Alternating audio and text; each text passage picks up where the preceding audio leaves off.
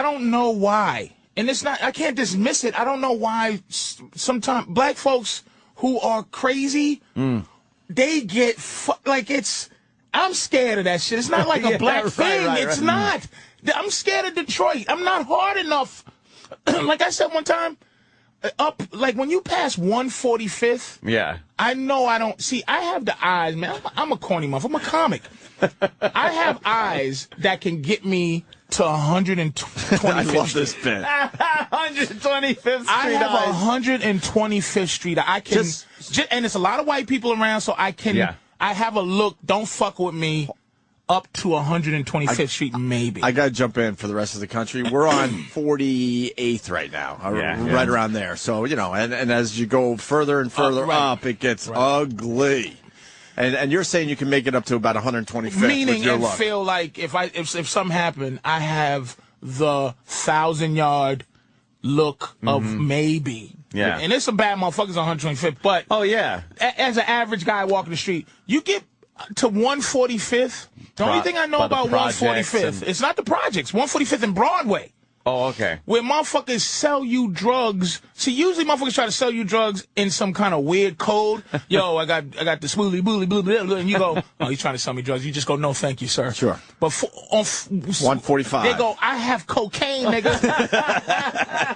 You need a whole bunch of cocaine, nigga. They're not worried at all. When you get to them motherfucking Dominicans and it's not. You go, this shit, and I know cops got to be scared up there because they got the look. Like, it's not about fucking I respect the law. Then it becomes, like, Kenny has to be the cop up there. You know what I'm saying? So this, in Detroit and some of these places, look, this behavior is not black. It's some other shit that when black people do, and I know there's some crazy crackers out there. Them crazy crackers will fight with the whole government. I've seen that shit too, but one of the things there seem to be a lot of videos of are black women just not complying with the police. It is stunning the amount of black women that will just be like, no, and then like step out of the vehicle, and like very tolerant for a while. It's like, could you please step out of the vehicle? Look, we step out of and then, I mean, there's a real, one of the famous ones where the woman's on the cell phone. He goes, he's trying to get me out of the car. He's trying to take me out of the car. Put the phone down and get out of the car. He's pointing a gun at me, and it was the taser. Can we get that clip? She gets tased, and it is comical.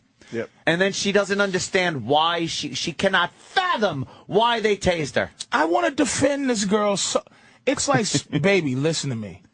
Fucking stop. About 10 years ago, I had a girl hanging out around, you know what I'm saying?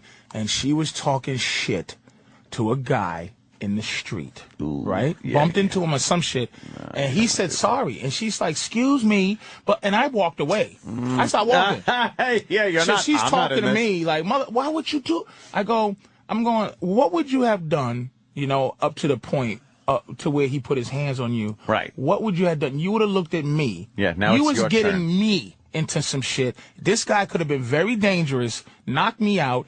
You're risking our relationship because you don't know how tough I am. We were being man and woman. I know I'm tougher than you, and that's all you should know is you look at me like a man, but you fucking with somebody, and then when the shit hits the fan, you're looking at me to take over for you. So you acting as if you're my manager. This is not wrestling, bitch. You fucking put us at risk. Right. Our relationship at risk, not just me.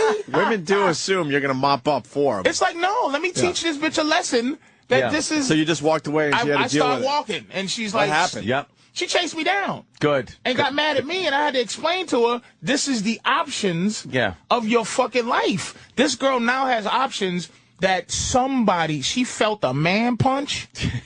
Yeah. Okay. See, women, you know. We got the taser clip that Anthony was I don't think she's going to be jumping in between a cop and somebody else anytime soon. Anytime she learned like, a photo, like a lesson. She has a a reference now. Yeah, she has a reference now. To live her life a little better. He actually might have helped her. White fucking fist popping her in her soup coolers. And when she doesn't win the lawsuit, which she's not going to win, she's just not going to win it. No. He may get in trouble. He probably won't get fired. It's too many. I don't think he will. I mean, look, he was definitely sensing there was. And he's a little man. Look at him. Yeah, dude. Just look at he just doesn't.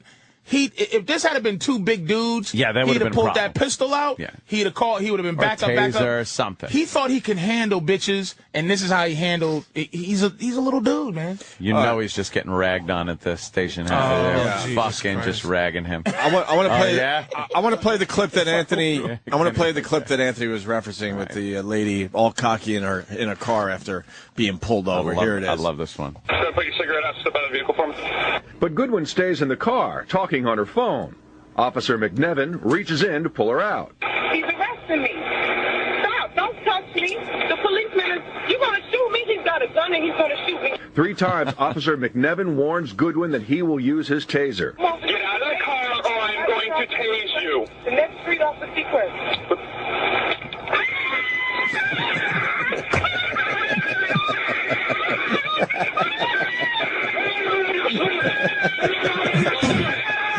On your stomach. Do it now. Put your hands behind your back. Do it now. Do it now or you're going to get tased again.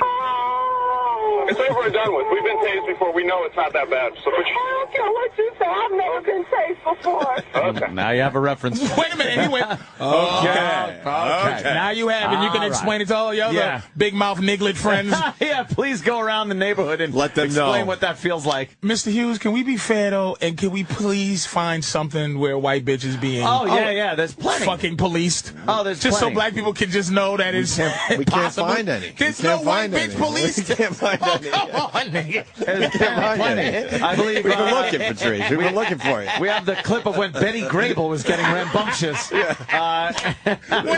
had the clip of the grapefruit clip. Yes, with the mush in the Jimmy face. Cagney grapefruit clip. That's as far as we have. One of the greatest clips ever. Can we play that today? We haven't played that in a while. I know it's old school, but that grapefruit to the face of that bitch is pretty goddamn funny. It began as a routine accident, but when it was over, a Shreveport woman was lying in a pool of blood at the Shreveport Police Department, and the police officer who had been with her wound up being fired. KGBS 3's Chrissy Coyle joins us tonight with more on this story you'll see only on 3. Chrissy, this was all caught on videotape. Oh, boy. Well, Jody, at least some of it was, but a lot of this case revolves around what wasn't caught on tape. We want to caution you, some of the video you're about to see is very graphic. Right. Love hearing that. Okay. After Angie Garbarino had a wreck, Shreveport police took her in on suspicion of DWI. As this video shows, she was very argumentative. You're not going to let me call anybody. You're not going to let me call anybody. No, I need to call somebody. Well, I know we got some rules we need to follow. We need some rules, and I have rules too. Officer Wiley Willis was required to read her rights, but Garbarino was insistent on making a phone call. You've got to let me call somebody. No, I'm calling you. You can't not let me call anybody. See, she thinks she knows the law now again. And I just wanted to make a very quick. Yeah. Something that black girls don't have, that if you see in that other clip, is that sense of entitlement, though. The black girls are willing to fight for this shit, like, just, they're scrappy. This lady has this entitlement of even above the law kind of feel. Not more says, I'm ready to fight with you, cop. Yeah. It's more or less, where's your manager? To a cop, right, you know right, what I mean? right. Where's your manager? Like it's McDonald's or something. I like to speak to your manager. Like she's also intoxicated, and she thinks she knows the law. She's like, she always in the cartoons they always get one phone call. They get their phone call. Right. It's like something. Right. No, you're not getting your call right now. Right. It's a right. Yeah. Exactly. So they get these misconceptions about what it's like being arrested. It's on.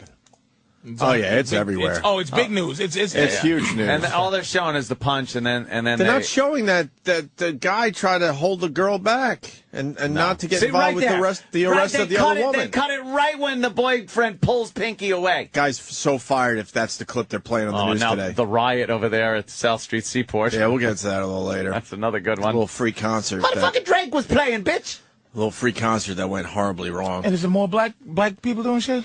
Yeah, but there's some white. It's a white boy. I saw it. Thank God. You saw the whitey throwing He was something. Hispanic. Okay. Patrice just went. Oh, man, look, but the chair got launched. Oh God, no. They tried to do a free concert at This isn't South Street in- Seaport.